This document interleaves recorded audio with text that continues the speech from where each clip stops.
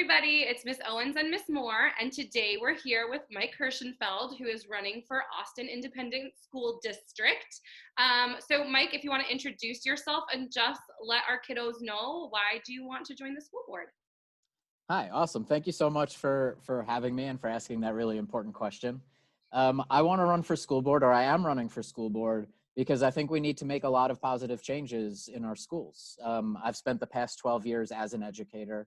I've been a classroom teacher. I've been an administrator supporting teachers and principals, and I've even worked at the state level supporting superintendents and principals and teachers. And I think that that's a set of experiences that often isn't on our school boards. And it's important that we give a voice to the people that are in the school buildings, like including students, including teachers, including principals. And I'm running to hopefully do that. So the first question that we have is, how do you think students should be disciplined when they make poor choices? And I think we need to completely redesign the way that we think about student discipline. Even like calling it discipline. It is something that can set students up to be on a bad track or a good track based on how adults treat them and react to them. I think that when students misbehave, it's not often from a place that is like they want to be a bad kid. It could be that maybe they need different style of teaching. Maybe they need somebody to listen to them. Maybe something happened at home that they don't know how to express, and they need somebody that'll be there to care about them. And I think if we actually focus discipline on how it looks like in a caring way and not in a we need to deal with misbehavior, I think we'd all be better off. What are your thoughts on student resource officers or police officers that are in our schools? My stance specifically is I don't believe we need armed, uniformed police officers with handguns patrolling our buildings inside.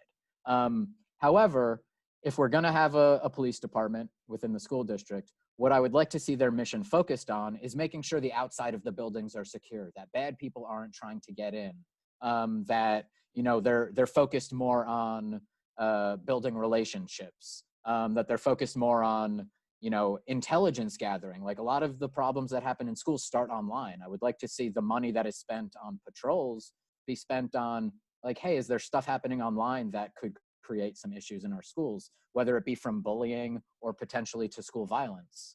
Can you tell me, how do you plan to make sure students who need mental health receive it, especially since we were on the topic of discipline and restorative justice?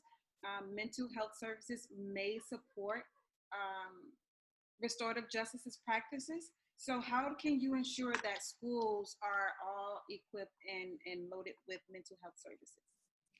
And so we need to invest in everything that is considered a part of mental health. And I'm thinking about my own mental health during a campaign and just outside of it. There are a lot of we need to as a society be more comfortable talking about it. And that starts in our schools. We're talking about needs. We spoke about mental health needs. How else can you ensure that students have basic needs met, such as quality meals, especially in a time like the pandemic, where it may be much harder for families to get meals and meal services? These are societal issues, and our schools can't be expected to solve all of them alone. They should absolutely be at the table, and we should be collaborating and working together. But Austin is, I've lived in 7 different cities, and Austin is hands down, has the most impactful community organizations. We have a ton of different governmental organizations. We have to work together to ensure that we are actively supporting all of our students. And that doesn't just mean AISD students. That means every child that is a student in the city of Austin. And then our last question, and then I'll stop recording, is why do you think students need to take the STAR assessments? Or do you think they should take the STAR?